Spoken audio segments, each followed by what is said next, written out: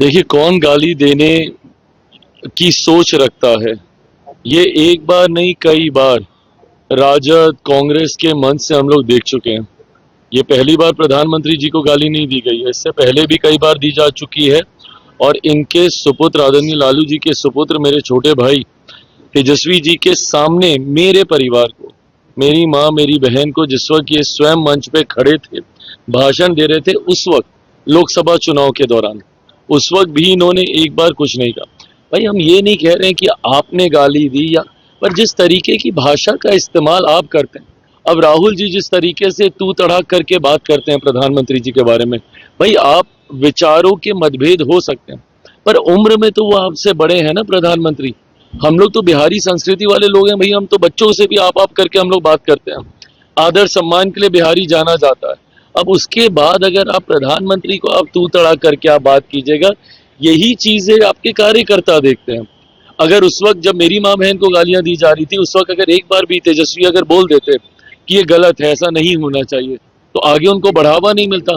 आज भी लीपापोती करने का प्रयास किया जा रहा है कि नहीं इन्होंने ये कहा, उन्होंने वो कहा। अरे हकीकत है, ये तो सुनाई दिया ना, आपके मंच का एक इस्तेमाल किया गया है। इतना ही कह देना कि भाई ऐसा नहीं होना चाहिए, हम लोग इसका वो नहीं करते हैं। आप सिर्फ लीपापोती कर रहे हैं, आप पक्षपात कर रहे हैं कि नहीं इन्होंने भी ऐसा कहा तो उसने ये कहा तो उसने वो कहा। और ये गुजराती और ये सब क्या है भाई, हमारे देश के प्रधानमंत्री हैं, कितना बांटेंगे ये लोग।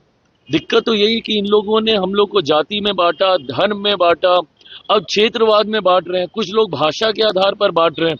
कितना बांटेंगे आप भैया देश को? बांट बांट के आप लोगों ने देश का नुकसान किया है। और यही एकता की सोच हमारे प्रधानमंत्री रखते हैं, 14 करोड़ बिहारियों की सोच हम लोग रखते हैं। जब हम बिहार फर्स्ट बिहारी फर्स्ट की बात करते हैं तो इन लोगों को तकलीफ होती है। सर, जीएसटी के स्लैब में जिस तरह की कमी की गई, विपक्ष के लोग कह रहे हैं कि विधानसभा इलेक्शन है बिहार में, इसलिए इस तरह का काम किया अरे जा प्रभु, तो विपक्ष के लोग मान जाना एक बार की करवा लें देश में वन नेशन वन इलेक्शन वाला प्रस्ताव हम लोग का पारित करवा दें। क्योंकि जब भी आप कुछ भी लाइएगा देश में कहीं ना कहीं कभी ना कभी चुनाव हो ही रहे होते हैं। और यही तो हम लोग की चिंता है, वन नेशन वन इलेक्शन की सोच हम लोग क्यों लेकर आए हैं। भाई अभी नहीं करते, आज से 2 महीने के बाद करते तो आप बोलते असम के चुनाव आ रहे हैं, फिर करते तो आप बोलते बंगाल के चुनाव आ रहे हैं, फिर अब करते तो आप बोलते तमिलनाडु के चुनाव आ रहे हैं। तो भैया देश में तो चुनाव चलते ही रहेंगे। हकीकत ये है कि जनता, और ये प्रधानमंत्री जी का ही वादा था, लाल किले की प्राचीर से उन्होंने ये वादा किया था और उस वादे को निभाया है। और मैं मानता हूं कि एक बड़ी आबादी को इससे राहत मिलेगी, अर्थव्यवस्था को मजबूती मिलेगी, और जो लघु उद्योग हैं उनको कहीं ना कहीं बढ़ावा मिलेगा। जल्दी हो जाएगा, जल्दी हो जाएगा।